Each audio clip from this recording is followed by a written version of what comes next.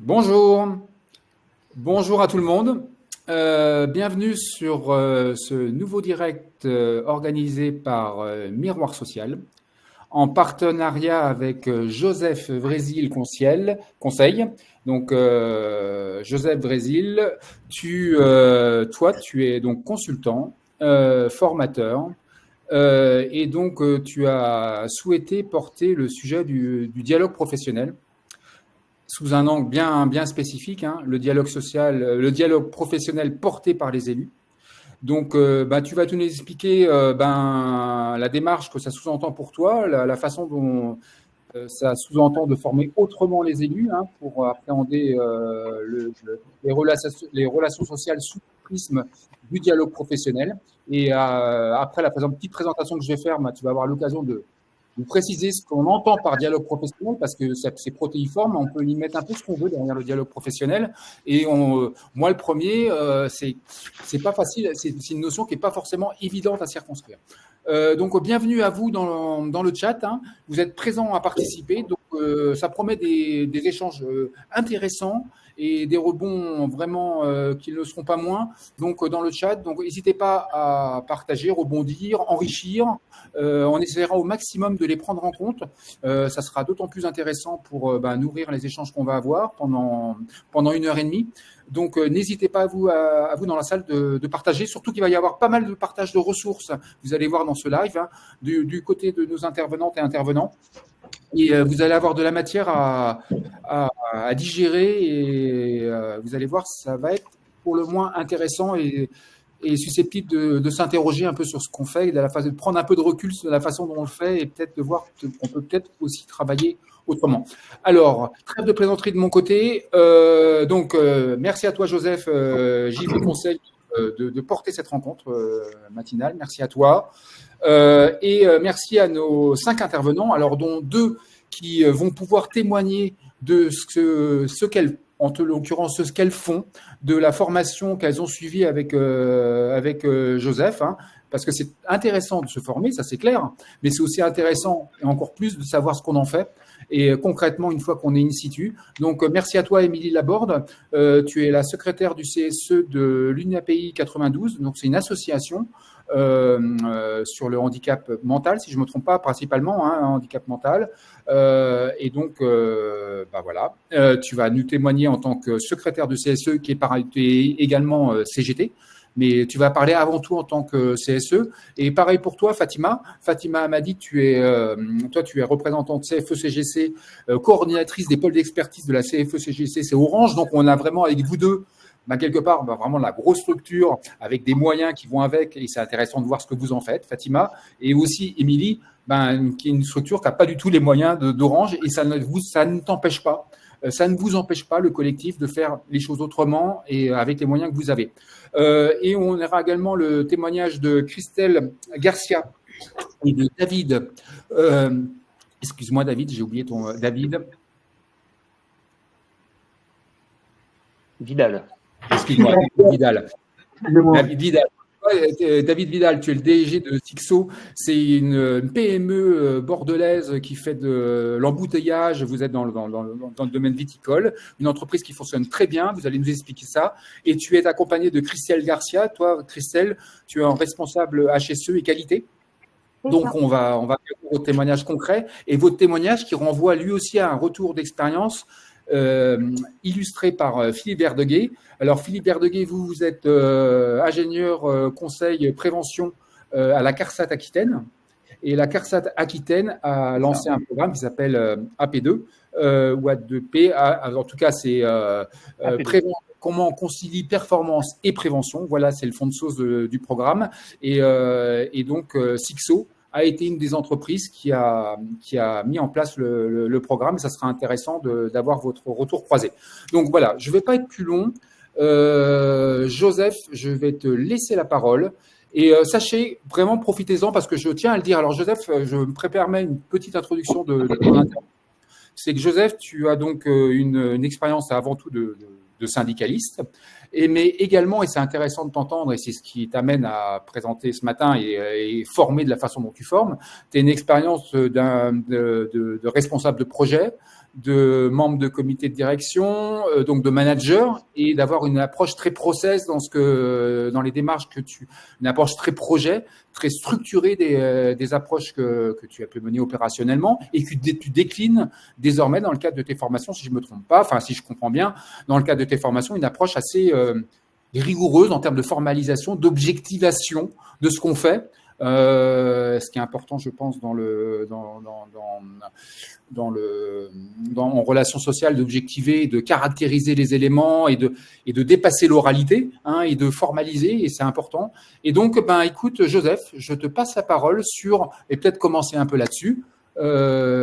Pour toi, qui porte cette rencontre ce matin, ça veut dire quoi le dialogue professionnel? À toi la parole. Donc, bonjour à toutes et à tous. Je vous remercie. Vous êtes inscrits à ce live. Effectivement, je vais proposer en fait une démarche que je mets en œuvre dans le cadre des formations auprès des représentants du personnel sous l'angle des formations obligatoires santé, sécurité et conditions de travail. Mais c'est une démarche qui n'est pas du tout limitée à la santé, sécurité et conditions de travail. Elle porte sur toutes les problématiques auxquelles les représentants du personnel peuvent être amenés à rendre des avis. Donc, effectivement, la logique, c'est d'arriver, premièrement, il y a plusieurs axes. C'est construire et porter l'expression collective des salariés auprès de la direction.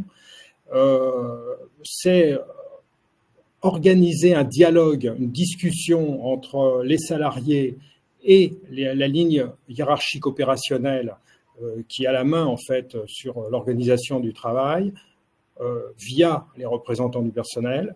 Et au travers de ce dispositif, c'est de permettre et de construire la légitimité des représentants du personnel à être les porte-parole des salariés. Donc, c'est ça l'axe. Alors, je vais commencer par une courte bibliographie. Je ne vais pas vous la détailler, mais c'est je l'indique parce que toutes les propositions que je fais, en fait, s'inscrivent dans cette démarche. Effectivement, Du silence à la parole de Jacques Le Goff, c'est un bon ouvrage pour voir toute l'histoire, en fait, et le titre même de cet ouvrage de 1985 place bien le débat, du silence des salariés à la parole des salariés. Chercher à prendre en compte la citoyenneté économique dans le droit des affaires, je renvoie à tous les ouvrages d'Alain Supiot et entre autres à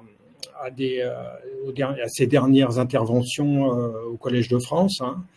Je fais un petit zoom là sur quelque chose de très précis sur les défis de la formation des acteurs syndicaux suite à une intervention de Philippe Davzy en 2022, qui est quelque chose qui est très fin et qui doit interpeller les représentants du personnel dans leur activité. Et enfin, un dernier ouvrage qui vient de sortir en septembre 2024 sur le dialogue social sous contrôle, qui est un ouvrage que, comme pour les trois précédents, devrait être absolument lu par tous les représentants du personnel pour se faire une idée un peu de l'état du dialogue social et des enjeux. Excuse-moi, Joseph, je me permets de te couper 2 secondes. Il y a des personnes dans le chat qui demandent si le document est téléchargeable. Alors, tous les documents sont téléchargeables. Qu'on vous présente, vous avez un petit nuage en haut à droite, normalement. Et là, vous pouvez télécharger les docs. Donc, vous inquiétez pas. Excuse-moi, Joseph. Donc, en page suivante. Ah oui, ils sont pas animés, les slides là. Donc, c'est... Bon... Donc, en page suivante, je voudrais donner une courte description fonctionnelle d'une entreprise. On a trop tendance à voir l'entreprise à travers une sorte d'organigramme, comme la partie qui est à gauche. Mais en fait, si on soulève le capot, en fait, on est face à un moteur. Ce moteur, qu'est-ce que c'est, Il décrit en fait que l'entreprise, c'est une organisation à projet. Elle est orientée. Chaque année, le conseil d'administration définit sa stratégie qui se décline en 3 grands indicateurs qui eux-mêmes vont se décliner à tous les niveaux hiérarchiques d'entreprise, qualité, coût, délai. et cela en objectifs opérationnels très concrets au niveau des départements, des services, des équipes. Et au final, ces objectifs opérationnels vont mettre en œuvre des processus, des ressources, alors humaines ou techniques, et des outils, des logiciels, des bâtiments, des machines, etc. Et ce moteur va produire des résultats qui devront être régulés. Sur la partie droite, en fait, de ce transparent, est renvoyé au fait que chaque salarié doit être vu comme un citoyen et il a le droit, et c'est tout l'enjeu de porter l'expression collective des salariés pour défendre leurs intérêts, de porter un jugement sur l'organisation de cette entreprise, sa stratégie, la conciliation des contraintes, qualité, coût, délai, les moyens, l'ajustement des objectifs et les arbitrages et les effets constatés pour les clients, pour les fournisseurs, pour les salariés, pour la société avec un grand S, etc. Donc cette vision du moteur, c'est là que se situent en fait toutes les problématiques de ce qu'on peut appeler les situations problèmes vécues par les salariés et que les salariés vivent. C'est-à-dire on est vraiment au cœur de l'exécution du travail, des femmes et des hommes qui sont confrontés à travers l'exécution de normes qui sont indépendantes d'eux, qui sont données par la prescription du travail et qu'ils vont avoir à vivre et avec lesquels il va falloir qu'ils fassent avec pour réaliser des choses, c'est-à-dire des produits ou rendre des services, qui aient un sens. Donc vous voyez, là on est dans la confrontation entre une organisation avec des normes, contraintes, qui décrivent ce qu'on peut appeler, résumé par des prescriptions, en face, vous avez des humains qui, eux, veulent se réaliser, c'est-à-dire veulent exister au monde, c'est-à-dire être acteurs et être autonomes par rapport à leur action. Donc il y a cette contradiction, alors il n'y a pas d'histoire de bien et de mauvais là, dans l'affaire, hein. C'est que dire qu'une entreprise, c'est une organisation à projet, cela veut dire que forcément, vous avez un capitaine qui est un maître à bord du bateau et qui dirige et qui décide de cette organisation par rapport au but fixé par le conseil d'administration. En page suivante, je rentre sur un sujet qui est justement le cœur de la présentation de la démarche sur laquelle je forme les représentants du personnel, c'est de considérer que pour un représentant du personnel ne peut parler que s'il est mandaté par les salariés pour s'exprimer. Je sais bien qu'il y a trop de représentants du personnel qui, parce qu'ils sont élus, pensent qu'ils sont porteurs d'un pouvoir de parole et de négociation avec les directions. Croire que le dialogue social, c'est un dialogue entre les directions et les représentants du personnel, c'est faire fausse route. Le dialogue social, c'est entre les directions et les salariés, organisés par les organisations syndicales.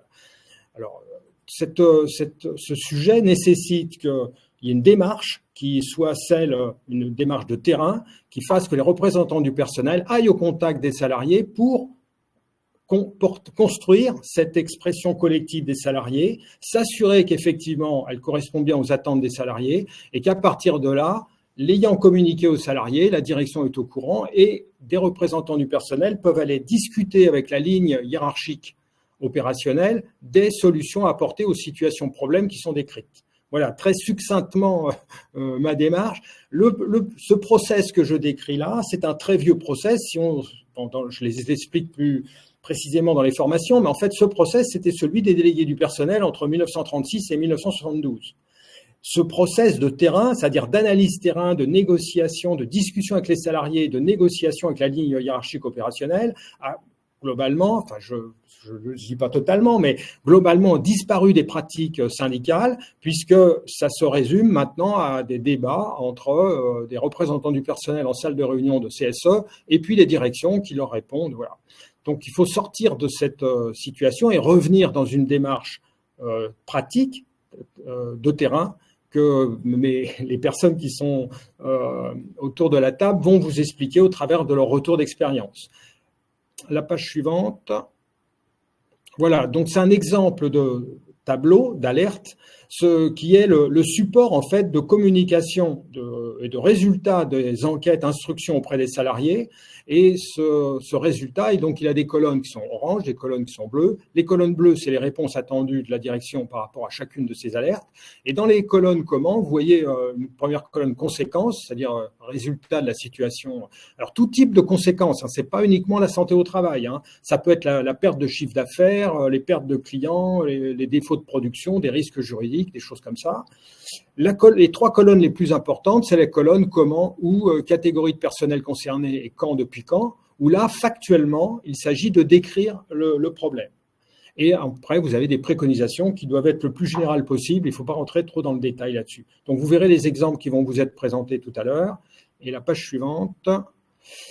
Voilà. Donc là, c'est une synthèse, en fait, de la démarche d'instruction, communication, discussion. Donc, ça part du principe que les représentants du personnel doivent prioriser leur réflexion, définir quelle est la thématique qui leur paraît la plus importante pour les salariés, globalement la plus importante, alors pour les salariés, les clients, les fournisseurs ou l'entreprise ou la société, hein, c'est-à-dire qu'est-ce qui est le plus grave, entre guillemets, et qui touche le maximum de salariés. Voilà, il faut prioriser, il faut avoir cette logique de priorisation et de concevoir votre propre agenda syndical. C'est-à-dire, c'est à vous de gérer votre agenda. Vous n'avez pas à suivre l'agenda que vous est proposé par la direction.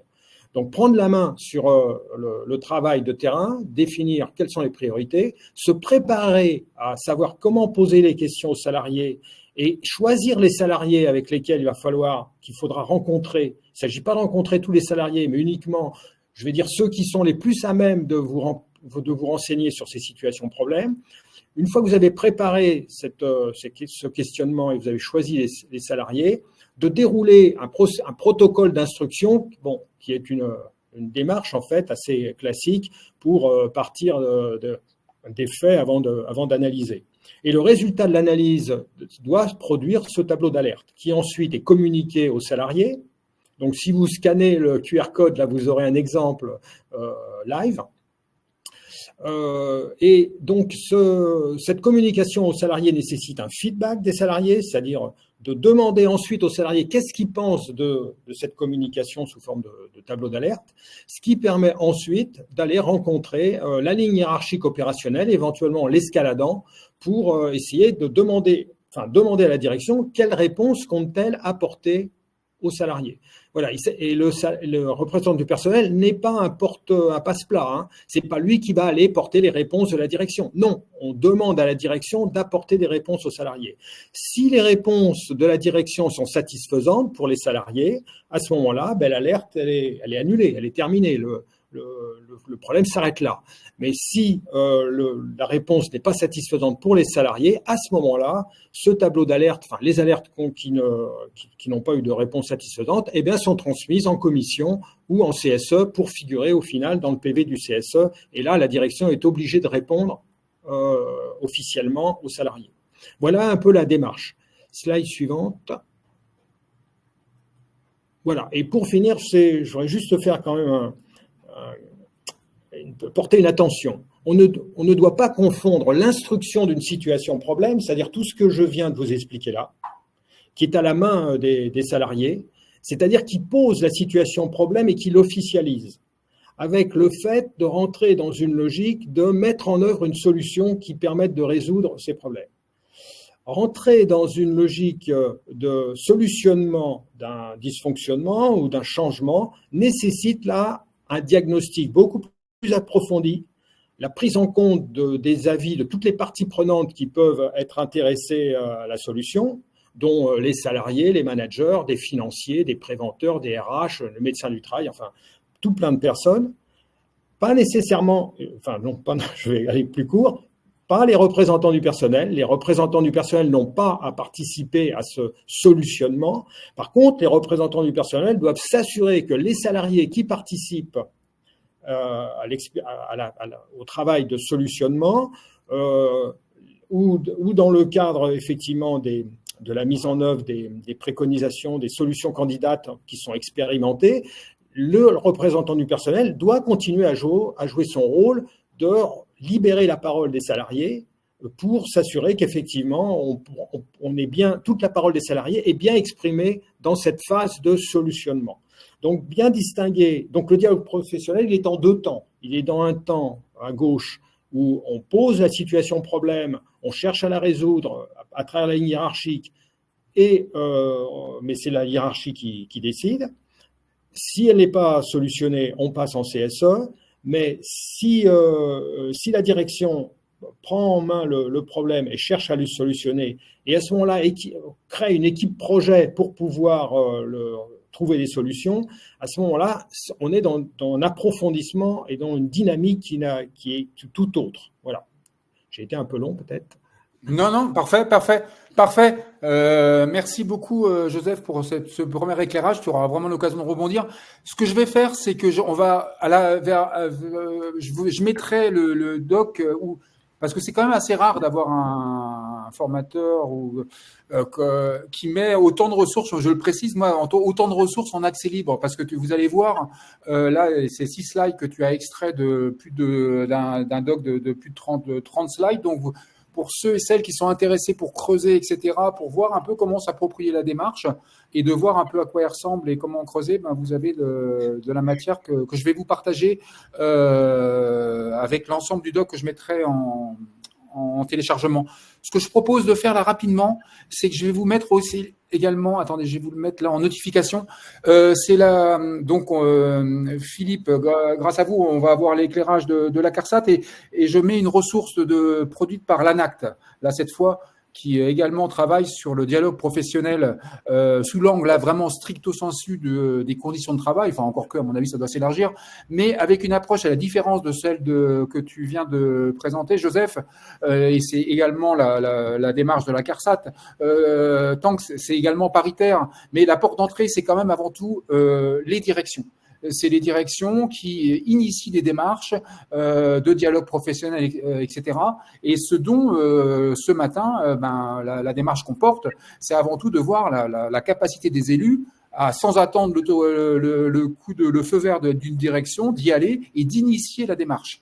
Et c'est pas alors que avec l'ANACT ou alors avec la CARSAT, on va bien voir que l'un n'empêche pas l'autre, que c'est la direction qui ouvre la porte et qui s'ouvre à une démarche de dialogue professionnel. Voilà. Donc, Joseph, tu as un petit mot ou je passe la parole à Émilie? C'est bon pour toi? Oui, moi je suis. Ok, parfait. N'hésite pas à interagir dans le chat par rapport à ce que tu vois. Il commence à y avoir des choses, donc ne surtout pas hésiter à interagir dans le chat. On va attendre un peu avant de reprendre les éléments, etc. Mais on regarde ça. Émilie, à toi la parole. Donc, tu es donc secrétaire du CSE d'une API 92. Donc, à la base, vous étiez en Île-de-France, vous étiez 5 CSE. Toi, tu représentes un CSE. Entre-temps, vous avez fusionné, vous avez passé un CSE. Si on peut commencer par, donc tu t'es formé avec Joseph, Émilie, et pas que toi, l'ensemble de ton CSE, on va y revenir, l'importance que ça a. Mais qu'est-ce qui, toi, t'amène? C'est toi qui as quand même initié la démarche. C'est quoi c'est ta deuxième expérience, c'est ton deuxième mandat. Qu'est-ce qui t'amène à te former de cette façon-là au regard de l'expérience que tu as eue de ton premier mandat? Mon premier mandat, c'était à l'époque des CE et CHSCT, donc j'étais concrètement une élue non formée et donc plutôt le passe-plat de la direction, y compris que ce soit pour les ordres du jour où le CSE en fait était plutôt une chambre d'enregistrement de ce que la direction voulait mettre en place concrètement, mais c'est l'écueil de tous les élus non formés à mon avis. Et donc, alors moi, je travaille dans une association du secteur médico-social. On s'occupe de personnes qui sont en situation de handicap, alors de jeunes et d'adultes, de personnes en situation de handicap mental et psychique. Donc, on est ce qu'on appelle le milieu du médico-social. On est le petit frère de la santé. Et il faut savoir que au début, on était des petits CSE parce qu'on était des petites associations, mais le sens de l'histoire pour le médico-social, c'est que les associations qui s'occupent de ces personnes handicapées salariés en situation de handicap deviennent de plus en plus grosses et deviennent des grosses machines, ce qui fait que on a dû passer de petites associations de 400 salariés à maintenant des grosses machines de 2000 salariés, où certaines même sont cotées en bourse. Donc, ce qui a fait aussi que nous, on a dû se professionnaliser. Alors, se professionnaliser, on n'aime pas trop ça parce qu'en fait, justement, on nous parle de nous professionnaliser, mais on voit qu'en face, les directions le sont beaucoup, puisqu'elles deviennent de grosses directions. Et nous, si on n'est pas formé, en fait, on se fait broyer. On se fait déjà broyer par des décisions politiques qui nous empêchent de travailler. Hein. On pense à la fin des CHSCT, les ordonnances Macron qui nous ont tous aussi enlevé des heures pour faire le travail sur le terrain. Mais voilà, le peu qu'on avait à faire, et la masse de travail, on sait si elle existe. On s'est dit qu'il fallait se former, et pour ma part, c'est mon syndicat, la CGT, qui nous a mis sur la route de Joseph, avec qui on a suivi notre première formation en intersyndical, puisque notre CSE, on fonctionne pas mal en intersyndical. Et ça a eu... donc, il y avait 5 CSE dans notre association. Et notre CSE, on s'est formé en intersyndical, totalement tout le CSE. Et on a vu que par rapport aux autres CSE des autres périmètres, on avançait différemment, on avançait avec un impact conséquent sur les salariés, puisqu'en fait, on était proche des salariés.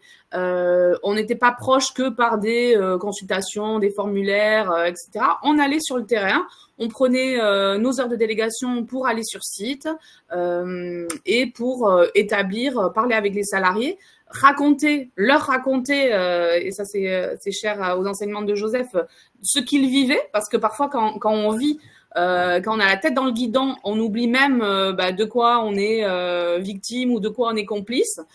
Donc nous, quand on est extérieur, on arrive sur une situation, on est capable de dire, grâce à nos connaissances SSCT, même si la formation est maigre, on est capable de rappeler aux collègues ce qu'ils sont en train de vivre ou de subir.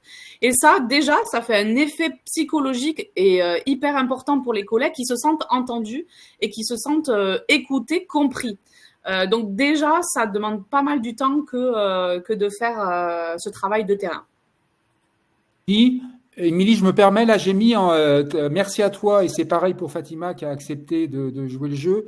Tu as anonymisé le tableau d'alerte dont a présenté Joseph avec le QR code. Mais là, si tu peux nous présenter là, concrètement, là, tu nous as partagé, donc je le mets là. Ça veut dire quoi concrètement? Ça recouvre sans forcément rentrer dans les détails, mais ça illustre quoi en termes de travail collectif, là, ce qu'on voit? Alors, c'est combien de personnes, c'est qui fait quoi, et c'est quoi, quel boulot en fait ça sous-entend de faire ça? Ouais, en fait, c'est un tableau, ça c'est un outil qui nous permet de communiquer. Alors avec la direction, où en fait c'est le résultat de nos constats sur le terrain.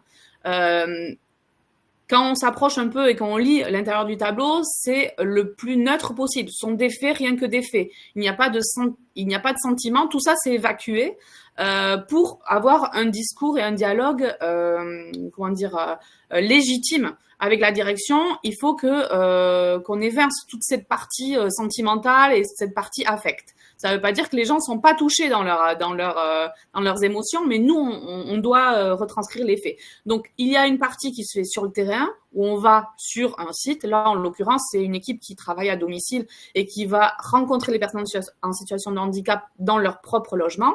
C'est une équipe d'éducateurs. Hein. Et du coup, là, ils rencontrent...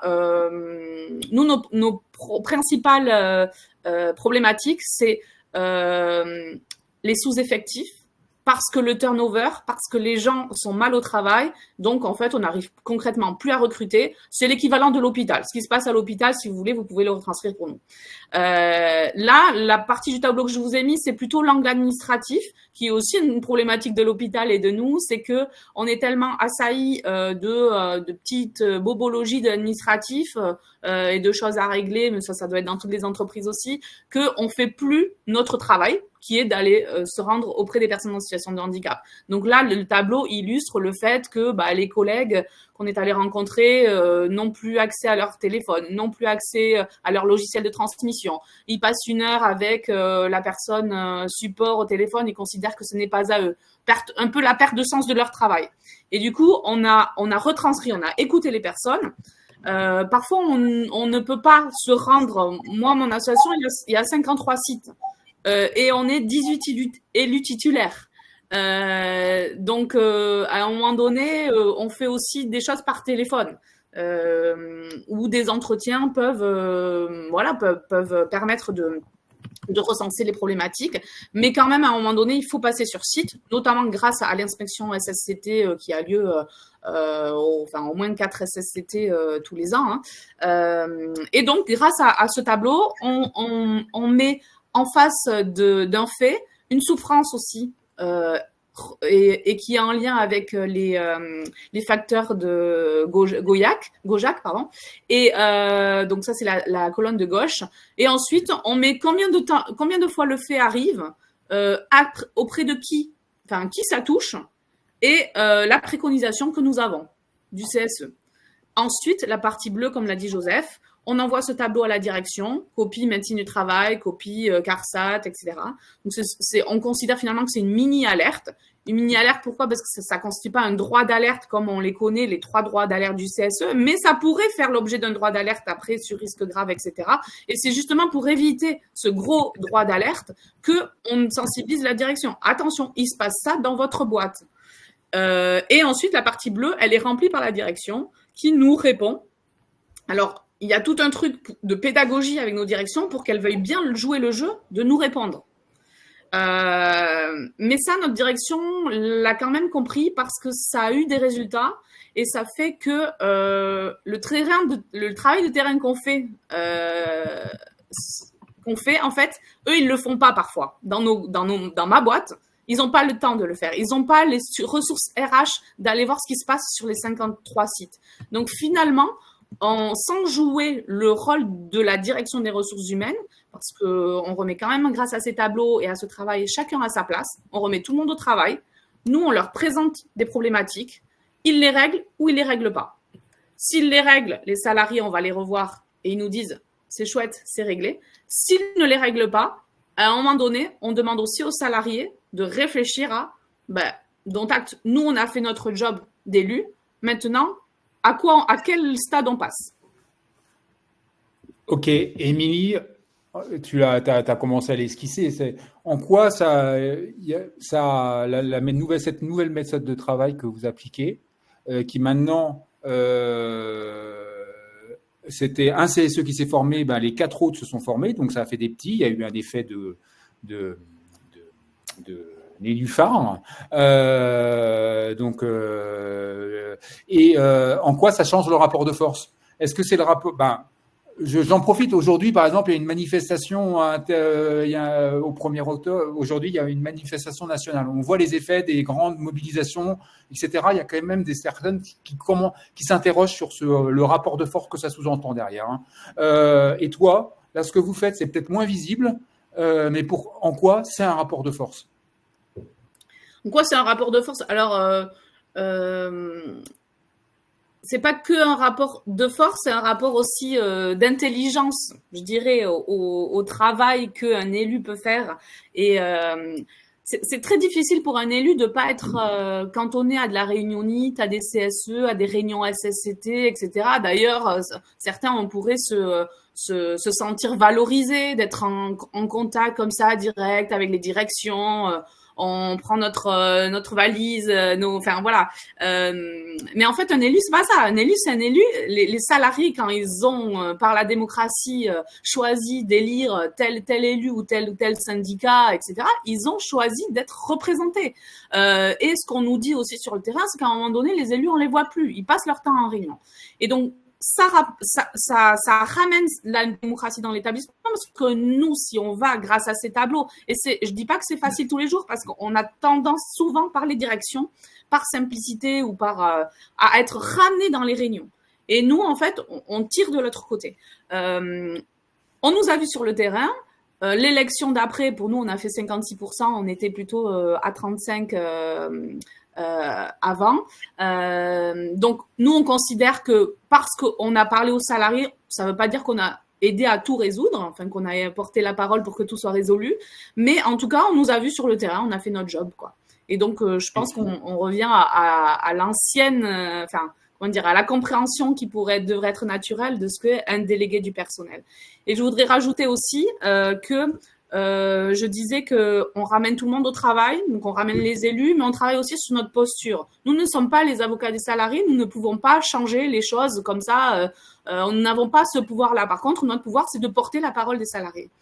Et le pouvoir aussi, c'est que la direction travaille à répondre aux élus, aux salariés, mais via les élus. Et ça nous fait aussi sortir d'un certain écueil de ce qui pourrait être résumé par le triangle de Karpman pour ceux qui font un peu de psychologie et qui connaissent ces symptômes que pourrait être la position du victime. Alors là, je mets le salarié, par exemple, la position du sauveur que pourrait être l'élu et la position du bourreau. Voilà, donc ce fameux triangle dont il faut sortir. Nous, les salariés, souvent, ils nous disent « Ah, mais vous faites rien, etc. » À un moment donné, on a fait quelque chose.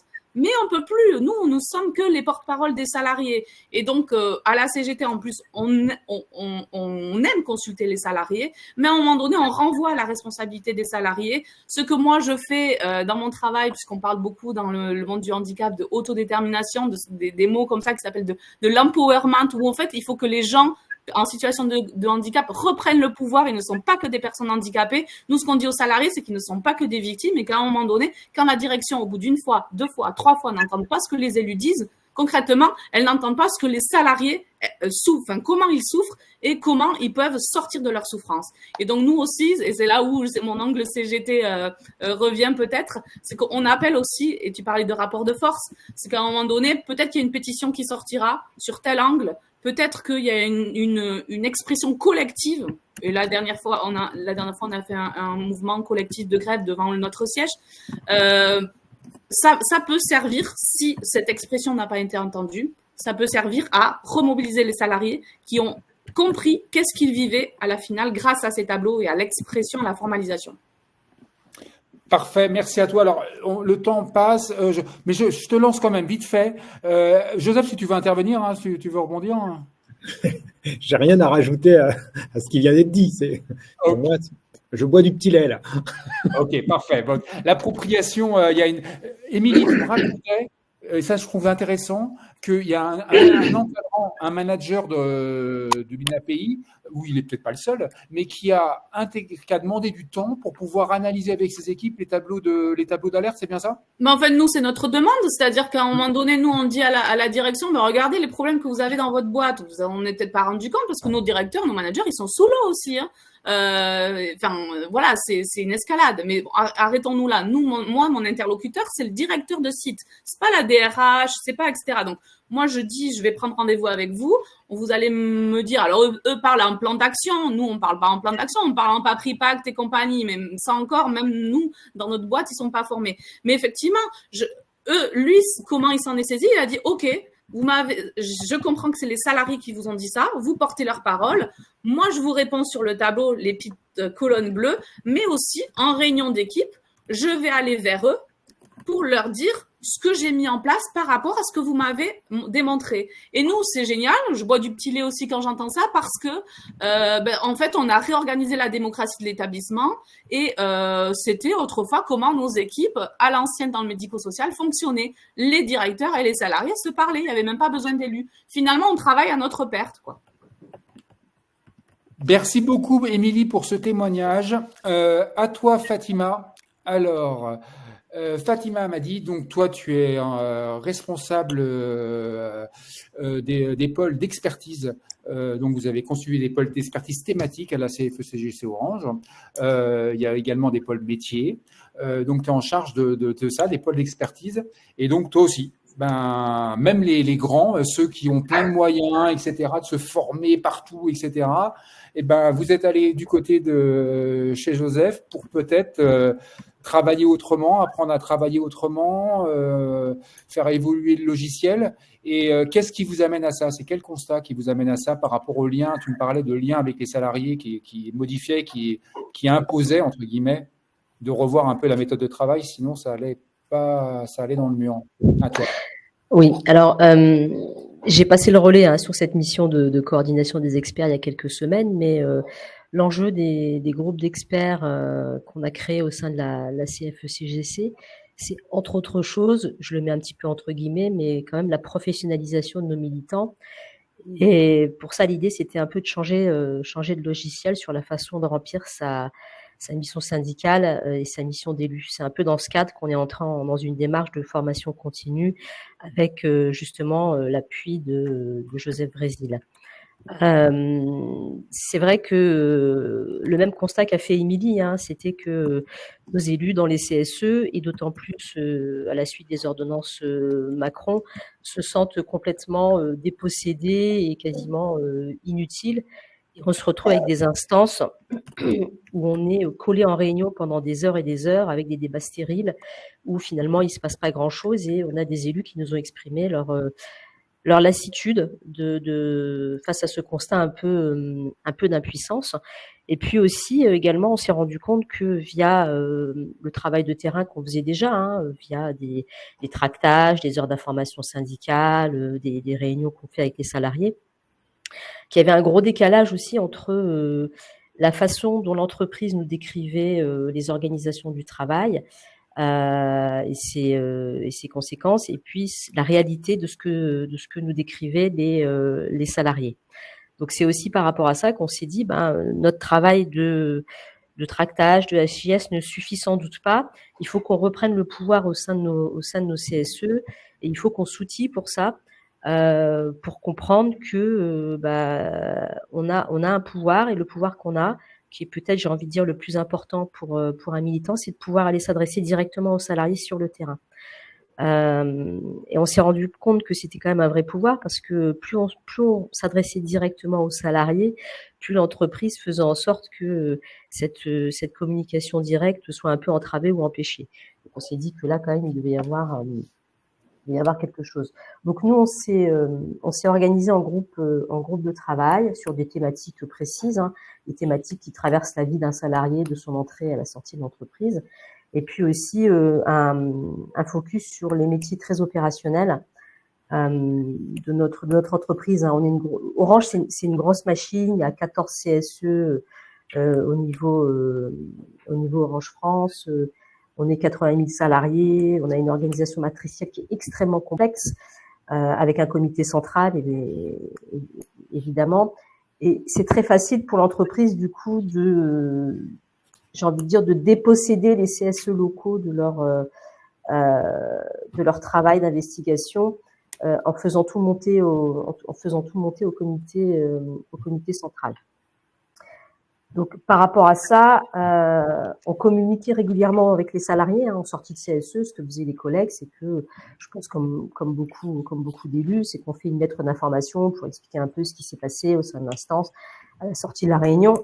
Mais il était évident que ça, c'était pas suffisant, et qu'il fallait qu'on soit proactif par rapport au sujet qui allait arriver à l'ordre du jour dans les CSE, et qu'on prenne notre bâton de pèlerin, hein, qu'on le reprenne comme ce qu'on faisait quand on était délégué du personnel, pour ceux qui ont connu ça, et qu'on soit au plus proche des salariés le plus souvent possible, et vraiment avec un travail alors je vais pas dire d'enquêteur, mais presque. Quand on a un gros sujet qui arrive, en fait, on identifie les populations les populations de salariés qui vont être impactées par ce gros projet. Et l'idée, c'est d'aller les voir avec un questionnaire, hein, qu'on construit, pour déjà leur dire, voilà ce que nous on constate, qu'on voit de votre travail, de votre organisation du travail. C'est un peu ce qu'Émilie. C'est ça. Ouais, excuse-moi, Émilie. Oui, c'est ça. C'est exactement ça. C'est un peu ce que disait Émilie tout à l'heure. On va déjà voir les salariés en disant, voilà, nous, on constate que vous vivez ça, ça et ça, hein, et c'est ce qu'elle disait, hein. Donc on a des salariés qui du coup sont assez réceptifs après à l'échange avec nous, en se disant, oui, ok, ça veut dire que tu as pigé un peu ce qui se passait pour moi, donc ok, on va discuter. Et on construit une espèce de questionnaire avec à chaque fois des étapes précises, hein, pour ce qu'on va aborder avec les collègues. Et ensuite, on va analyser ces questionnaires, les consolider et en extraire le tableau d'alerte, hein, que Kémy nous a montré tout à l'heure. Bah, je t'en montre un, je vais en montrer un. Ouais, voilà. Attends. Alors, est-ce que c'est le bon, celui-là? Oui, de toute façon, Oui. je t'en avais envoyé deux, mais Ouais. les deux vont bien. Là, celui-ci, par exemple, c'est un tableau d'alerte que des membres du CSE en question ont constitué suite à un projet de plan de départ volontaire au sein de l'entreprise. Et donc, ils ont identifié les métiers qui allaient être les plus impactés par les conséquences de ce plan de départ. Et à travers ça, du coup, on arrive à identifier les conséquences, les métiers impactés et puis les préconisations qui sont faites dans un premier temps. L'idée est ensuite de remonter tout ça, d'abord de le consolider, de le communiquer assez largement aux salariés qui ont joué le jeu des entretiens avec nous, de le communiquer aussi assez largement aux salariés, pas forcément à tous les salariés en fait, pas forcément à ceux qui ont joué le jeu, pour leur montrer ce qu'on fait et ce à quoi ils peuvent aussi contribuer. Et puis ensuite, de faire remonter ça via nos élus en CSE pour que ce soit porté au travers de résolutions en demandant à l'entreprise une réponse concrète à chaque item de ce tableau. Voilà, ça c'est la première, j'ai envie de dire, c'est la première étape avec un gros travail de terrain. Donc pour l'instant, tous nos élus ne sont pas encore formés, mais ça fait un petit moment que via nos groupes d'experts, on a mis en place via des séminaires qu'on fait tous les trimestres. On consacre une journée entière en fait aussi aux questions de formation et aux questions de formation sur ces thématiques-là. Ça nous aide à avoir pas mal d'élus maintenant qui ont eu ces formations et qui sont dans différents CSE et qui vont s'emparer au sein de leurs instances, au sein de leur C2SCT, en fonction, j'ai envie de dire aussi du rapport de force syndicale qui est au sein des CSE, parce que c'est pas toujours forcément évident de pouvoir embarquer son CSE dans cette aventure-là. Quand on est majoritaire au sein d'un CSE, ça simplifie la vie. Quand on a un CSE dans lequel, j'ai envie de dire, l'équilibre du rapport de force ou les accords de gestion sont stables et loyaux, ça peut se passer aussi. Ça peut être aussi un syndicat qui va se l'approprier, comme nous on l'a fait à la CFE-CGC, sans passer forcément par des élus de son CSE, pour les CSE dans lesquels on serait minoritaire, par exemple. Donc voilà, c'est une démarche qui peut être quand même initiée, j'ai envie de dire, pas simplement par nos élus CSE ou par nos élus C2SCT. On essaie d'embarquer aussi dans ce schéma-là les représentants de proximité qui sont les grands oubliés des ordonnances de Macron, puisque les représentants de proximité suite aux ordonnances de Macron, c'était quelque chose qu'on ne connaissait pas. On avait les DP avant et qui se sont, j'ai envie de dire, transformés, mais pas tout à fait, qui se sont fondus dans l'instance CSE. Et puis on a eu les RP qui étaient là et en plus arrivés en plein confinement, qui se sont retrouvés très isolés, en se demandant à quoi ils pouvaient bien servir. Donc la démarche qu'on a nous aussi, c'est de les embarquer pour nous aider à faire ce travail de terrain et leur redonner leur place avec le lien qu'ils doivent construire avec les salariés sur les sites sur lesquels ils sont, en proximité.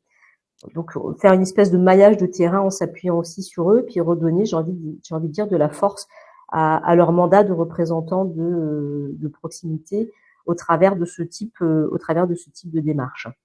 Voilà, qu'est-ce que je peux vous dire de plus? Vas-y. Ouais, un rebond, je sais pas si c'est Émilie en a parlé, c'est un point quand même important pour aussi renforcer la démarche, la légitimité, etc. Et c'est la capacité des managers à les embarquer, à leur faire comprendre l'intérêt qu'ils ont ou pas de jouer le jeu, ou alors non, de fermer les portes en disant non, c'est trop m'exposer à rentrer dans ce jeu, de discuter avec vous de ce sujet-là.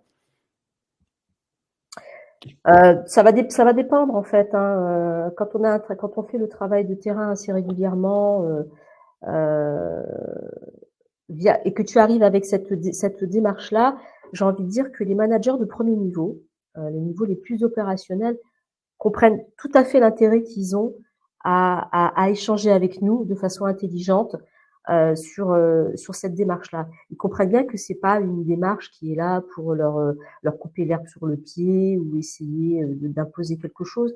C'est quelque part, alors souvent c'est un gros mot quand on dit ça face à une direction, mais c'est quelque part une démarche de co-construction qu'on essaie d'avoir avec aussi la ligne managériale, et c'est complètement essentiel. Et on arrive à embarquer quand même les premiers niveaux managériaux, les niveaux 1, les niveaux 2, les plus opérationnels dans ce type de démarche.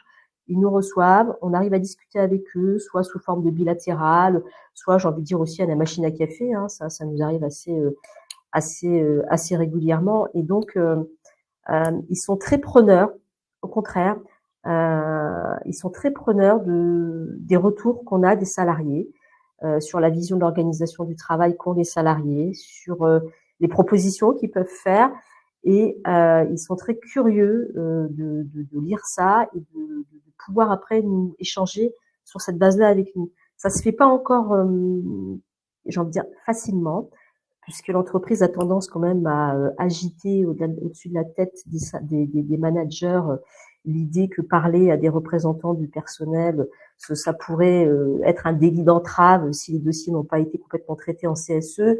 Donc, ils jouent avec une espèce de petite ambiguïté là-dessus, mais ça peut être suffisant pour mettre, j'ai envie de dire, la pression à un manager dans sa démarche, dans la démarche qu'il voudrait avoir avec nous. Donc, il y en a qui ont parfaitement compris que c'était pas ça l'objet. C'était pas essayer de piéger le manager dans un délit d'entrave, hein, mais c'était bien de l'accompagner sur une démarche très opérationnelle qui allait de toute façon lui apporter des choses positives après dans son organisation du travail, dans le rapport qu'il pourrait avoir avec ses équipes, et qui allait lui donner des billes sur des solutions peut-être aussi à mettre en œuvre dans la méthode de travail, en fait. Voilà. Ok, bah parfait. Merci beaucoup à toi, Fatima. Merci à toutes les deux d'avoir partagé de la ressource et d'avoir partagé des retours d'expérience. Je trouve ça vraiment très intéressant de voir, parce que combien de fois on se forme et on met pas en pratique, et c'est quand même un sujet. Et là, on voit qu'il y a matière à mettre en route et à se motiver par rapport à ce qu'on a pu intégrer. Donc, merci à vous deux pour vos retours. Philippe Verdeguet, donc vous êtes ingénieur conseil à la CARSAT Aquitaine, Philippe, et donc là, comme je le précisais en introduction, la démarche que vous allez nous présenter est complémentaire. Allez, alors c'est pas le cœur du sujet de ce matin, puisque le cœur du sujet de ce matin, c'était comment les élus sont à l'initiative. Et là, la démarche donc, que vous allez nous présenter mieux que je vais le faire, AP2, prévention performance, c'est une démarche. Si une direction ne veut pas rentrer dans la démarche, eh ben la démarche ne va pas se faire. Et par contre, une fois que une direction vous ouvre la porte, vous avez une approche paritaire que je vous invite à préciser. À vous la parole, Philippe. Merci. Alors, si vous le voulez bien, peut-être avant de commencer sur la démarche performance et prévention, je voulais juste un peu resituer la branche accident du travail, maladie professionnelle, pour dire l'importance du dialogue social dans cette branche. Le paritarisme est au cœur de notre gouvernance au sein d'instances comme la commission des accidents du travail des maladies professionnelles à la CNAM, et ce sont les partenaires sociaux, donc à parité représentants du personnel et représentants employeurs, qui vont fixer nos grandes orientations politiques en matière de prévention, de réparation et de tarification des accidents du travail et des maladies professionnelles. Donc, merci de nous donner cette tribune et d'avoir invité la CARSAT Aquitaine. Merci à Joseph Vrésil et à Rodolphe de nous avoir invités. Et donc oui, pour répondre à votre question, et d'ailleurs, cette démarche, si elle est déployée en Aquitaine, c'est par la volonté des représentants de la Commission régionale des accidents du travail et des maladies professionnelles de la CARSAT Aquitaine, que je salue et que je remercie. Et donc cette démarche, oui, comme vous l'avez souligné, elle nécessite un engagement de tous, un engagement de la direction, mais pas que de la direction, un engagement aussi des managers, un engagement des salariés, un engagement des instances représentatives. Et en fait, cette démarche, elle se base sur 3 grands principes. Le premier principe, c'est le lien entre santé et performance. Alors, ce lien ne fait plus débat. Il est largement documenté, notamment par nos collègues de l'INRS, qui ont publié un certain nombre d'ouvrages sur ce lien entre prévention et performance. Alors, je veux dire, intuitivement, on se dit effectivement, l'absence de prévention dans une entreprise va conduire à une augmentation de sa sinistralité, du nombre d'accidents, du nombre de maladies professionnelles, qui va de toute façon impacter, que ce soit de façon économique ou sur le capital humain, la performance de l'entreprise. Ça, c'est le premier volet, mais il y a certaines études qui vont un peu plus loin et qui, en particulier, je pense à une étude de l'OPP-BTP, donc de l'organisme professionnel de prévention du BTP, qui recense sur un nombre, je crois, plus de 100 cas réels d'entreprises, qui montrent qu'1 euro investi en prévention, c'est un retour sur investissement de 2,19 € amorti en 1 an et demi. Mais l'étude de l'INRS va au-delà et dit, si on va aller au-delà de ce seul impact financier, économique de la prévention, il faut miser sur le capital humain. Et c'est pour ça que nous, on s'appuie sur, et c'est le deuxième principe clé de la démarche, sur le lien entre santé et qualité de travail. Et pour ça, on s'est appuyé sur ce que nous disent les spécialistes de l'ergonomie, spécialistes également de la psychologie des organisations, de la psychologie du travail, voire même des spécialistes en sciences de gestion qui vont plus loin. Certes, quand on est en bonne santé, on est performant, mais eux disent un salarié performant dans son travail, la performance dans le travail est vecteur de bonne santé.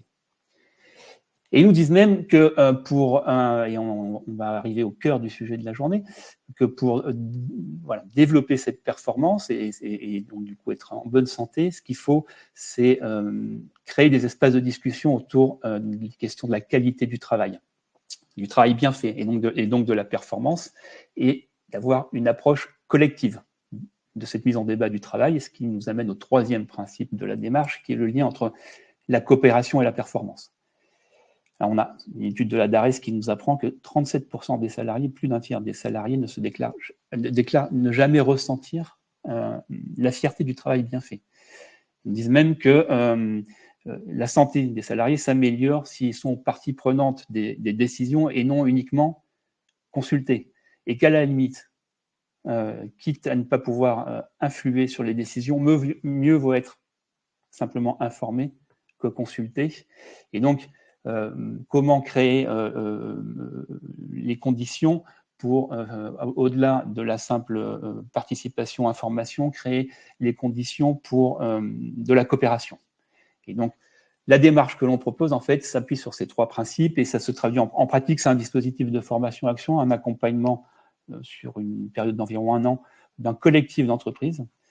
Et on se propose sur cet accompagnement, d'une part, de faire monter en compétence des acteurs spécifiques de l'entreprise sur comment organiser ces espaces de discussion, comment les animer, comment mettre en place les conditions pour libérer la parole, de façon à partager les enjeux, analyser les situations de travail et co-construire des solutions qui soient acceptables du point de vue de l'entreprise, des salariés, de la santé.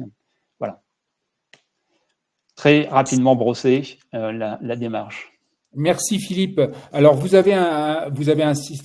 précisez effectivement que vous vous employez précisément dans l'information quand on a cadré votre intervention, vous m'expliquiez que vous formiez un binôme dans chaque entreprise où vous interveniez, c'est principalement des PME, et le binôme c'est à la fois, et vous efforcez de le faire, qui est à la fois un salarié, on va dire lambda, et un salarié élu, des binômes, les binômes et ce qui m'amène, moi, à la question, au rebond, c'est la démarche que vous présentez, en quoi elle diffère des approches de lean management que peuvent mettre en place des directions où on a l'image presque purée. Je reprends, ça c'est pas, sinon une expression que j'emploie, que j'ai découvert il y a récemment en disant oui, on va vous faire, les salariés, on va vous demander de vous exprimer, mais pour donner le bâton sur lequel vous allez vous faire battre, en gros.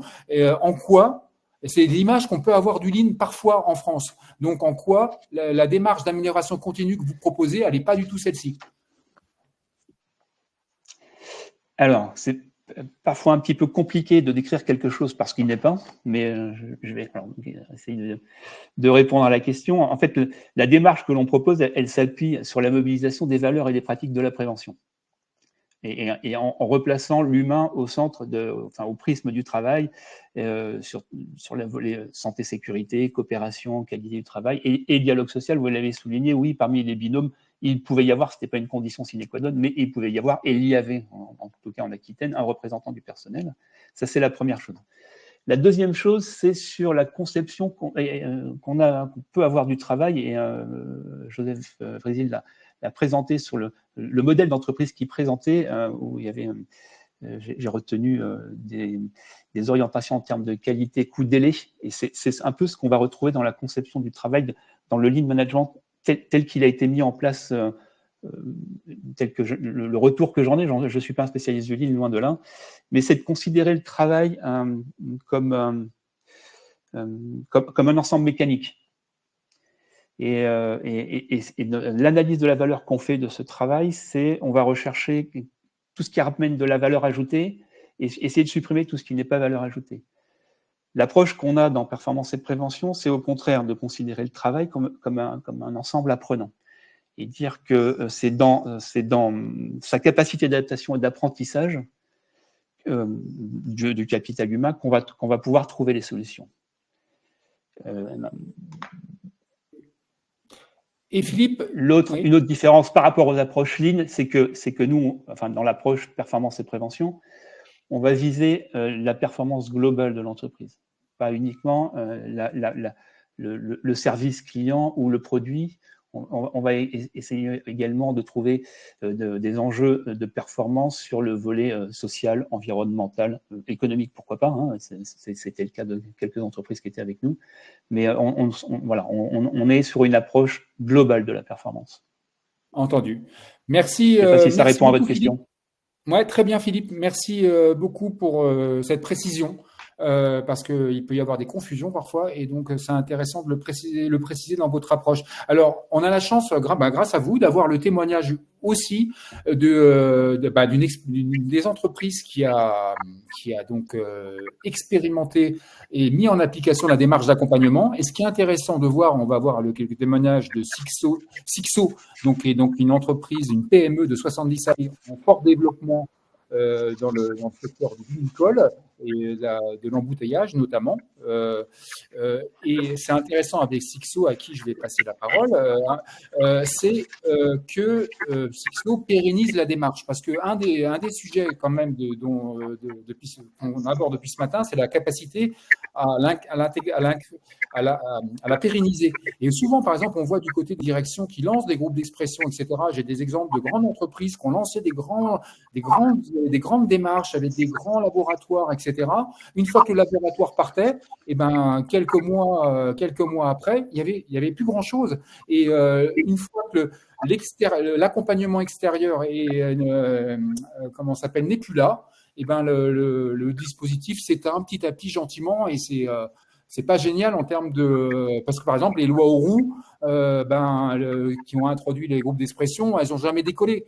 Bref, la question de la pérennisation et d'énergie que ça sous-entend pour pouvoir faire vivre ces dispositifs, elle est quand même, je pense, intéressante, importante de noter. Je sais pas, Philippe, avant de passer la parole à Christelle et David, vous voulez rebondir là-dessus ou pas? Mais je pense qu'en fait, vous avez donné la réponse dans la question, c'est la volonté alors des directions, mais pas que des directions, de l'ensemble des parties prenantes, de faire tourner la machine. Et donc, ça implique l'acceptation d'animer ces lieux d'expression, où on va essayer de libérer la parole, mais au-delà de libérer la parole, on parle à égalité de parole.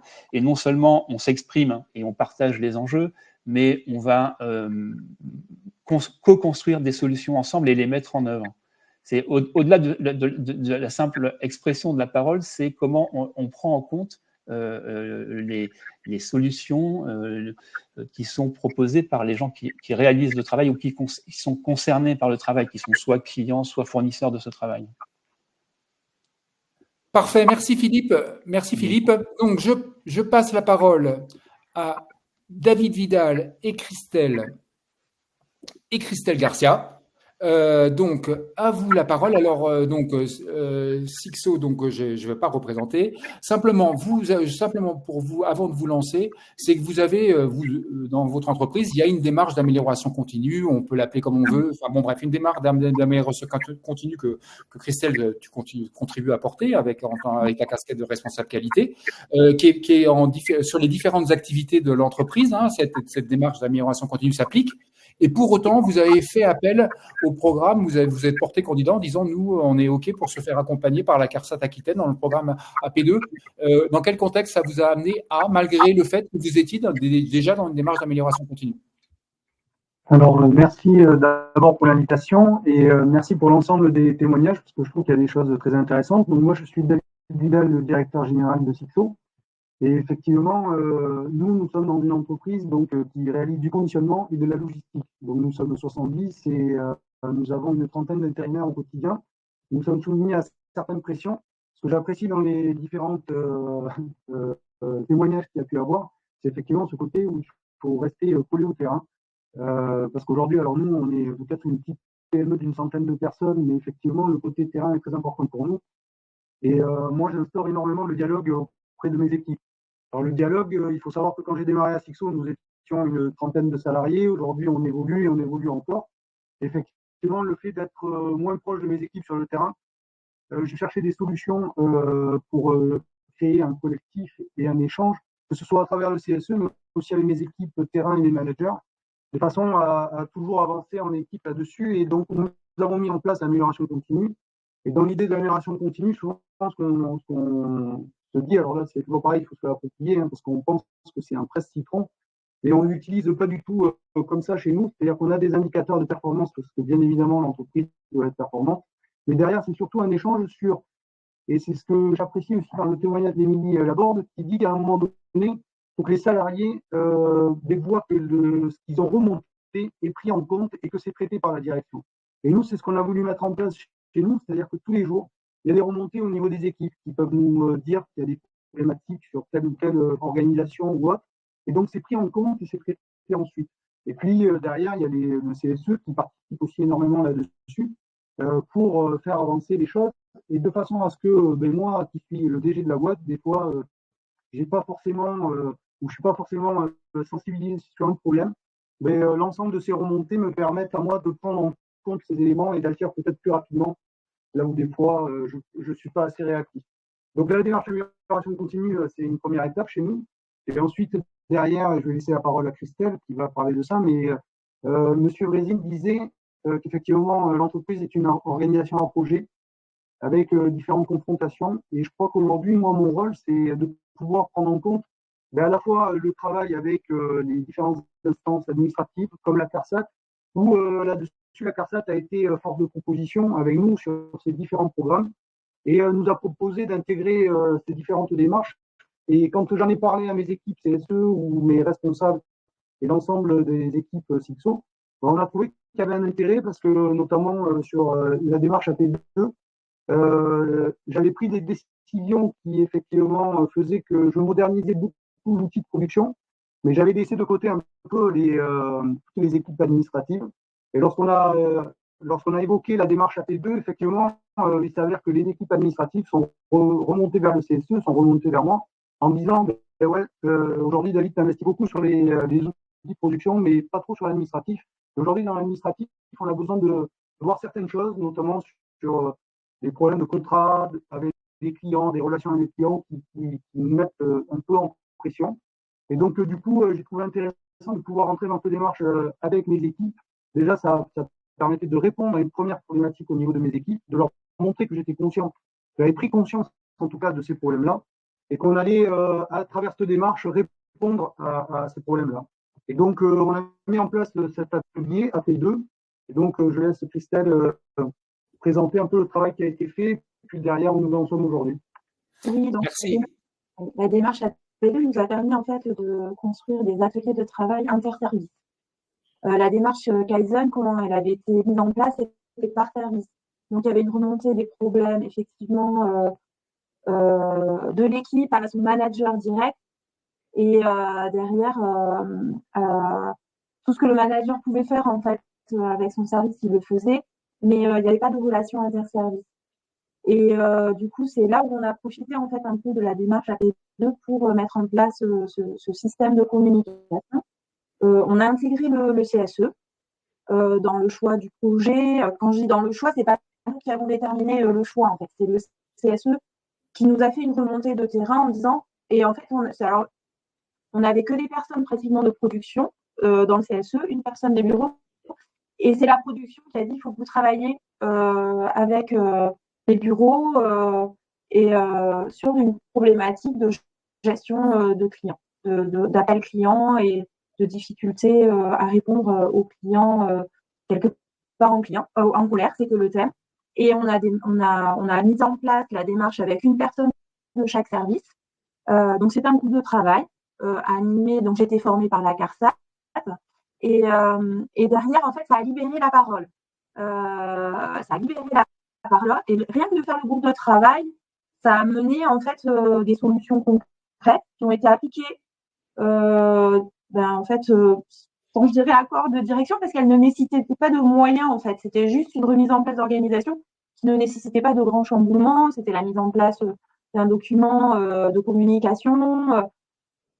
Et derrière, je pense que ça a mis en place un dialogue entre en fait, les managers et puis peut-être moi aussi, en tant que responsable qualité, sécurité, environnement. Et là où en fait je rigole aujourd'hui quand je vois le tableau de signalement des alertes, en fait moi je l'ai ce tableau en tant que responsable qualité. Les salariés me remontent, alors j'ai plein de petits exemples et en fait ce n'est même pas passé en CSE en fait. En fait, par exemple un problème, on parlait de problème fournisseur d'un transporteur en fait qui un déchargement en fait qui est compliqué, où il y a eu une situation à risque pour plusieurs salariés. On me le remonte avec vidéo à l'appui. Et en fait, moi, j'ai mon tableau de signalement. Alors, problème, qualité, sécurité. Et que je remonte en CSE en me disant, mais voilà, un membre du CSE, et ça, quand ça ne nécessite pas de moyens, on est bien d'accord, financiers, quand c'est que de l'organisationnel, c'est vrai que ça met en place une discussion en fait quotidienne. Voilà. Merci pour vos témoignages. Alors par contre, le son est pas génial, je vais vous dire. Alors Christelle, on t'entend mieux que David parce que tu es plus proche du micro, je pense, mais c'est vrai que. Alors dernière petite question avant de. Oui. Oui, je voudrais intervenir là. Vas-y. Là, la question de l'expression des salariés, le but, c'est de la libérer, cette parole. Voilà, c'est de la libérer. Et le rôle des représentants du personnel, c'est d'être les porteurs de la parole libérée des salariés. Alors, j'entends bien que la direction, les directions cherchent à l'organiser parce qu'effectivement, c'est un facteur de performance, c'est un facteur de bien-être au travail, c'est un facteur de création des collectifs. Donc, tout ça, c'est très bien. Et il faut l'encourager. Les entreprises qui fonctionnent comme ça, on est déjà quand même, normalement, on va dans le bon sens. La question, qui pour moi est fondamentale, c'est de reconnaître les salariés comme des êtres humains, c'est-à-dire comme des citoyens, c'est-à-dire des gens qui ont des droits, à commencer par exercer le droit de juger l'organisation. Juger l'organisation. Il ne s'agit pas que les salariés ne soient là que pour remonter des situations-problèmes qui visent à être résolues par des solutions techniques pour améliorer la productivité. Ce n'est pas que ça. Je veux dire qu'effectivement, ça a du sens aussi, ça. Mais la question qui est fondamentale, c'est que les gens soient traités comme des êtres humains, c'est-à-dire des gens qui ont une subjectivité par rapport à ce qu'ils font et qui, lorsqu'ils se réalisent dans le travail, produisent quelque chose qui leur ressemble. Voilà, qui leur ressemble. Le fond de l'affaire est là. Donc, le rôle des représentants du personnel, c'est d'aller chercher cette parole, c'est d'aller chercher ce jugement de valeur des salariés sur leur travail, donner du sens sur la qualité et le sens du travail. J'ai vu un message, j'ai pas pu répondre par écrit parce que dans le chat, c'était un peu compliqué, mais sur la question de pousser à la co-construction. La co-construction, c'est la solution telle que vient de l'exprimer la société Cisco, de faire bouger les choses en mobilisant toutes les parties prenantes, c'est-à-dire toutes les personnes qui ont une valeur ajoutée et qui se mobilisent pour trouver la solution optimum, y compris en prenant en compte, je vais dire, le bien-être au travail, hein, pas simplement des aspects strictement économiques, pour arriver à trouver une solution qui soit une solution collective et qui soit acceptée, adoptée, mise en œuvre et améliorée. Donc, la notion de démarche d'amélioration continue est un fondamental, bien humain, qui est chacun de nous, on travaille pour nous-mêmes, à être toujours à s'améliorer. Donc, il y a un fond, une réalité là-dessus. Donc, dire qu'on doit pousser à la co-construction et parler de cogestion, enfin, mon sujet, il n'est pas là, quoi. Forcément, la direction, dans son intérêt bien compris, a intérêt à organiser de la co-construction pour que ces changements, pour que l'amélioration puisse être acceptée, adoptée et que tout le monde se sente bien. Voilà. Bon, donc je parle pas de co-construction au-delà. Et de toute façon, cette construction n'est possible que si la direction décide de vouloir la mettre en œuvre. Elle ne peut pas être imposée par l'extérieur. Hein, donc, le dernier transparent que j'avais présenté tout à l'heure sur bien faire la différence entre l'instruction d'une situation problème et la mise en œuvre, c'est-à-dire la démarche véritablement de conduite du changement, hein, qui se traduit par une co-construction, cette deuxième partie est effectivement à la main de la direction. Elle ne peut pas être imposée par l'extérieur. Alors, ceci dit, enfin, dans les documents que j'explique là, que j'explique qui sont joints normalement avec le chat, là, vous trouverez à la fin, effectivement, le fait que dans certains cas, dans certaines situations, alors pas chez Cisco, mais dans certaines situations, les représentants du personnel ont la possibilité de déclencher une sorte de droit d'alerte pour forcer en fait la direction à prendre en compte un diagnostic d'expert sur une situation, sur des situations de risque à travers des expertises, pour montrer des situations et chercher des solutions candidates pour solutionner des problèmes. Voilà. Donc tout ceci participe, y compris au dialogue social. Hein, voilà. Donc, l'aspect essentiel, hein, pour moi, c'est qu'il faut traiter les salariés comme des êtres humains, comme des citoyens. Une autre partie, là, parce qu'il est 10h19, et je voudrais insister sur un autre sujet qui me paraît ne pas avoir été suffisamment mis en avant, c'est la question du mandat des représentants du personnel. C'est qu'un représentant du personnel n'a pas le droit de parler s'il n'est pas mandaté. Les représentants du personnel ne sont pas des députés à l'Assemblée nationale ou des conseillers municipaux dans une commune. Ils n'ont pas de pouvoir. Ils n'ont pas de pouvoir, contrairement à ce que tout le monde pense et veut faire croire. Et c'est d'ailleurs ce qui crée un risque psychosocial pour eux, c'est de se mettre en position de croire qu'on a un pouvoir de parler à la place des salariés et non pas en leur nom. C'est quelque chose pour moi, psychiquement, ça pose un problème. Donc, il faut revenir aux sources. Un représentant du personnel, c'est qu'un porte-parole de l'expression collective des salariés. Et c'est d'ailleurs ce qu'indique le Code du travail. Il faut revenir même aux prémices des préambules de la loi créant les CE en 1945 sur le droit d'information, de consultation des CE en 1945, et où il était clairement indiqué que le pouvoir est à la direction, ça ne se partage pas. Par contre, les représentants du personnel, il faut quand même qu'ils soient traités comme des citoyens et qu'ils puissent émettre leur avis. Les salariés, pas les représentants du personnel. Les salariés puissent émettre un avis sur la marge de l'entreprise. Donc, il faut rester quand même les pieds sur terre sur le fait qu'un représentant du personnel ne peut parler que s'il est mandaté. Donc, on ne vote pas pour lui parce qu'on a confiance en lui, pas du tout, pas du tout. Il doit aller chercher la parole des salariés et il doit la porter. S'il doit négocier, il doit négocier son mandatement avec les salariés avant de parler. Voilà, c'est quelque chose d'absolument fondamental pour faire que la démocratie existe. Sinon, on sera, je ne sais pas où, mais pas dans la démocratie. Parfait, merci Joseph. Alors j'ai mis en téléchargement l'ensemble de ta présentation, là, les 30 slides, je crois, enfin la présentation exhaustive. Et quand même, tu as intervenu très bien, Joseph, mais ça amène peut-être sûrement une réponse peut-être de David et de Christelle sur ton intervention. Christelle, David, il faut rallumer votre micro et parler près de votre ordi. Oui, pardon, je vais avancer un peu. J'espère que le son est plus clair maintenant. Donc oui, moi je suis tout à fait d'accord. Je pense qu'effectivement, on a nos équipes à nous aujourd'hui sont considérés comme des citoyens. Moi j'ai un CSE juste après à 10h30. L'objectif, je propose une stratégie donc pour les années à venir à l'entreprise.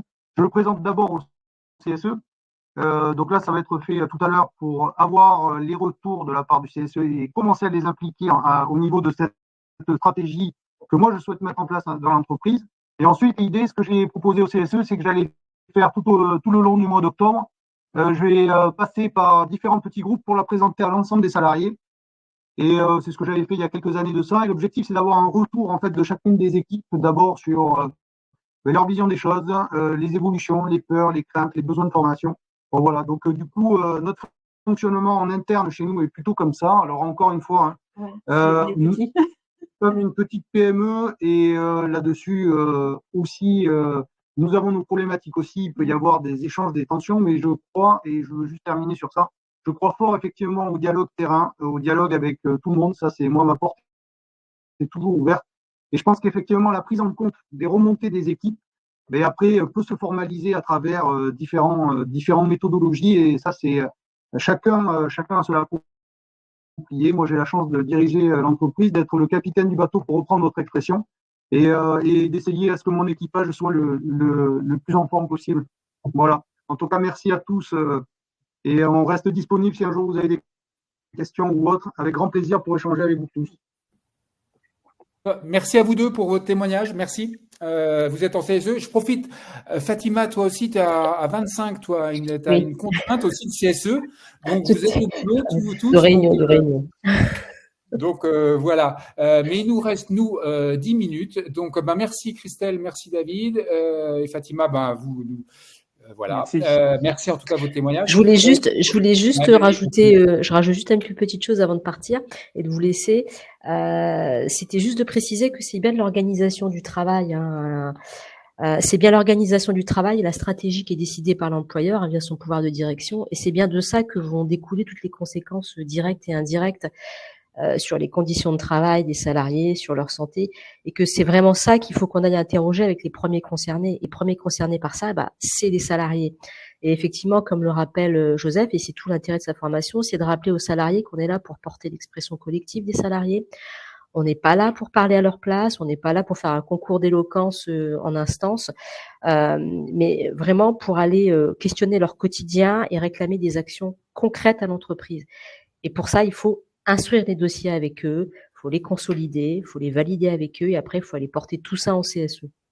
Donc, c'est tout un travail et tout un changement aussi de logiciel pour beaucoup d'élus. C'est pas forcément évident pour eux. Et je crois qu'il faut pas avoir une vision négative du rapport de force que ça peut créer.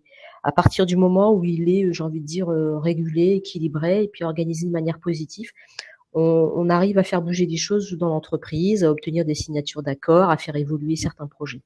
Voilà, c'est ça que je voulais dire pour clore ma participation. Merci à toi, Fatima. Merci à vous. Super. Pour celles qui ont des problèmes pour télécharger la présentation avec le petit nuage, sachez que toutes les personnes inscrites recevront par mail les PDF et donc vous les aurez, vous inquiétez pas. Émilie, Philippe, un petit rebond peut-être par rapport à ce que vous avez entendu? Non. Non, pas de rebond. Philippe? Non, pas spécialement. Je remercie David. Je remercie David et Christelle pour leur témoignage. Okay. Et tous les autres. Super, Joseph. C'était super enrichissant. Entendu. Joseph, par rapport à ce que tu as entendu, alors tu es sans surprise du côté de Fatima et Émilie, mais et pour revenir sur des points peut-être qu'on n'a pas abordés ou pas assez. Oui, je voudrais parler effectivement de la mise en œuvre. La question de la mise en œuvre, il ne s'agit pas que tous les représentants du personnel soient tous d'accord pour mettre en œuvre une telle démarche. Voilà, premièrement, quelques représentants du personnel, quel que soit leur mandat, que ce soit au CSE, DS ou RP, peuvent travailler à l'instruction, c'est-à-dire à la recherche des éléments auprès des salariés. La seule question, c'est qu'il faut faire ce travail de manière collective. Et il n'y a pas besoin d'être nombreux, je vais dire à 2, 3, c'est suffisant pour faire un très gros travail. La question, c'est de choisir le sujet prioritaire qui paraît le plus important et qui touche le maximum de salariés. Donc, faites attention à ça, ne partez pas dans l'idée il faudra absolument que tous les élus soient d'accord pour le faire. Non, pas du tout. Pas du tout. Par contre, la réflexion qu'il faut avoir, c'est d'avoir son propre agenda. C'est-à-dire qu'il faut qu'il y ait une réflexion quand même entre les élus, pour choisir le sujet qui paraît le plus prioritaire et le plus important. Enfin, ce que je voulais dire, je trouve qu'il m'a échappé là. Moi, il y a une question, tu dis pas l'agenda, c'est souvent on dit la question du temps, parce qu'on voit bien avec le témoignage d'Émilie, ils n'ont pas les moyens qu'a Orange en termes de délégation, de temps de délégation. Donc c'est une question de dire, moi le temps je vais le mettre là, je décide de le mettre là, mon temps n'est pas là. Tout à fait. D'abord, il faut choisir les salariés qu'on va rencontrer. Quand on est allé voir fabriquer l'expression collective des salariés, il ne s'agit pas d'aller voir tous les salariés. Alors, il peut y avoir dans les méthodes d'instruction la réalisation de sondages qui, à ce moment-là, vous allez quantitativement remonter un certain nombre d'informations. Mais tout ce qui est qualitatif doit venir avec des entretiens individuels en choisissant les salariés qui pourront vous alimenter factuellement pour bien percevoir les caractéristiques de la situation. Donc, dans les expériences qu'on a faites sur tous les terrains que j'ai pu faire, on s'aperçoit que avec 5-6 salariés, vous arrivez à cerner correctement une situation problème, avec 5-6 salariés, au terme de l'instruction. Je ne parle pas de mise en œuvre de solutions de co-construction, qui est la deuxième phase du dialogue professionnel. Je ne parle pas de cette phase-là. Je parle de la première, au sens où les représentants du personnel vont faire émerger une expression collective des salariés. Avec 5-6 salariés qui apportent de la valeur. Maintenant, pour arriver à trouver ces 5-6 salariés, peut-être qu'il faut passer par plusieurs salariés successivement pour arriver à finir par trouver les bons. Donc, on va dire que pour en trouver 5-6, il faut peut-être au départ en toucher 15. Pour un gros problème, peut-être. Je vous donne un peu un ordre d'idée. Donc, 3 représentants du personnel et qui touchent 5-6 salariés sont capables de faire un ensemble de descriptions d'une situation problème qui puisse permettre d'engager le débat avec la ligne hiérarchique. Je voulais passer ce message-là. Le dernier message que je voudrais passer, c'est sur les représentants de proximité. Les représentants de proximité sont ce que j'appelle, moi, des OSNI, des objets syndicaux non identifiés. C'est-à-dire quelque chose qu'il faut y aller avec des pincettes. Parce qu'on est revenu, en fait, au motif qu'on a réduit le nombre d'élus, à réintroduire dans le Code du travail des personnes qui, bien souvent, n'ont pas beaucoup d'expérience syndicale et les mettre dans une situation où ils sont comme le poisson rouge à l'intérieur d'un aquarium où il y a d'autres poissons qui ne sont pas forcément des poissons rouges. Et là, leur donner des fonctions et des responsabilités de représentation des salariés à eux tout seuls sur un périmètre restreint et face à leur manager, excusez-moi, mais c'est une position extrêmement dangereuse. Dangereuse pour eux, qui n'est pas pérenne. En fait, il faut faire travailler les représentants de proximité en les intégrant en fait dans d'autres collectifs syndicaux avec les élus du CSE, la CSSCT, délégués syndicaux. Et ce collectif, et quand on parle de collectif d'instruction, je vous disais tout à l'heure de 2-3 élus qui font une instruction, bien évidemment, il peut y avoir des représentants de proximité pour travailler au contact, faire des entretiens avec les salariés. Mais il ne faut pas les exposer. S'il y a des choses que les représentants de proximité ne doivent pas faire, c'est d'assurer une part de communication aux salariés qui les exposerait et ni d'aller discuter avec leur ligne hiérarchique. Voilà. C'est un principe de base du syndicalisme que lorsqu'il s'agit d'aller discuter ou négocier, on va chercher un tiers qui n'est pas partie prenante de la problématique pour porter la discussion et la négociation. C'est un principe, disons, de sauvegarde. Parce qu'à partir du moment où vous êtes partie prenante, vous ne pouvez pas avoir la distance suffisante pour… sinon, le débat va porter sur votre cas personnel, inévitablement. Et votre interlocuteur va vous juger non seulement en tant que négociateur ou porte-parole, mais en même temps membre de l'équipe qui est concernée par le sujet. Donc tout ceci est absolument malsain. Il faut arriver à faire que les débats soient portés par des tiers distants. Voilà. Et le représentant de proximité est très mal placé et pour communiquer et pour discuter. Alors que je sais bien que tous les accords de dialogue sociaux où il y a des représentants de proximité, ils sont mis justement en position de ne pas avoir cette distance et cette protection-là. Même si facialement, juridiquement, il y en a une, mais bon, ces gens-là sont trop exposés. Il faut les protéger. Protéger les représentants de proximité, ça doit être un axe du collectif syndical. Ok, merci Joseph, parfait. J'ai mis en téléchargement là la ressource où tu au-delà d'une présentation PowerPoint, tu expliques la démarche. Donc c'est conséquent, hein, vous voyez, ça fait 20 pages. Donc à télécharger. Il y a certaines personnes qui ne voient pas le nuage, donc je rassure à nouveau, vous allez recevoir par mail l'ensemble des ressources. Mais écoutez, on arrive à l'issue de notre live. Merci à toi, Joseph, d'avoir initié ce sujet de cette façon-là, parce que le dialogue professionnel, on n'est pas les premiers à en parler, loin de là, c'est un sujet récurrent, mais sous cet angle-là, je pense que c'était intéressant de le porter.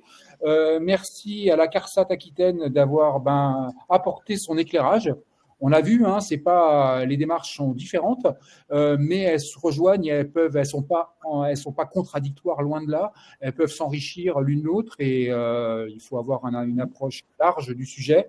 Moi, je me permets de vous mettre, je vous propose, moi, de faire un peu de promo pour Miroir Social, parce que je vous annonce le prochain live du 15 octobre, qui est sur un tout autre sujet, mais tout aussi intéressant. Et donc, sur la façon dont les élus sont en capacité, là encore, on en revient, la capacité de prendre l'initiative, de challenger les rapports de durabilité, les rapports RSE de leur direction, qui sont une valeur en assemblée générale auprès des actionnaires, auprès d'un certain nombre d'acteurs, d'ONG, etc., et d'apporter leur niveau de discours et d'argumentation sur le storytelling des directions, alors plus ou moins argumenté sur leur démarche de responsabilité et d'avoir le côté un peu challenge des élus et comment on peut le faire. Donc ça, c'est le sujet du 15.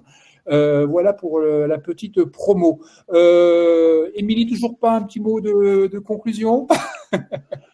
Alors pour conclure, c'est chose difficile, hein, mais non, merci à tous. Je rejoins Joseph que moi, ce qui m'a quand même fait passer du tout ou rien ou du rien au tout, en tout cas sur la démarche que j'utilise encore aujourd'hui, c'est le fait de s'être armé d'un syndicat, en fait, en tout cas d'être affilié à un syndicat.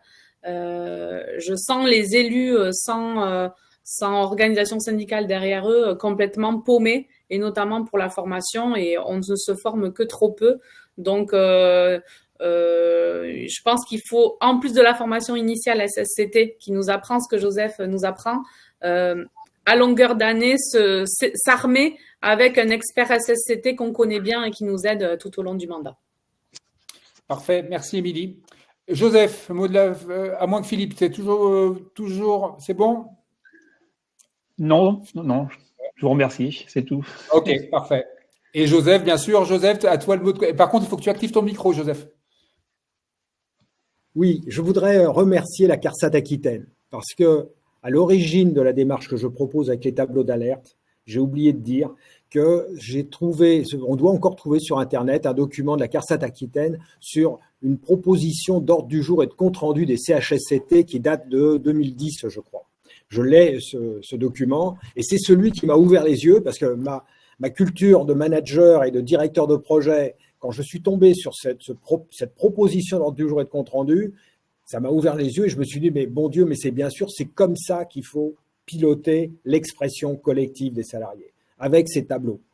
Alors, bon, le tableau que j'ai fait est un peu plus sophistiqué, je vais dire, mais celui qui est présenté dans ce document de la CARSAT, pour chaque type de point de l'ordre du jour, montre bien le positionnement des représentants du personnel, alors à l'époque en CHSCT, comme porte-parole de l'expression des salariés, mais pour parler du travail réel.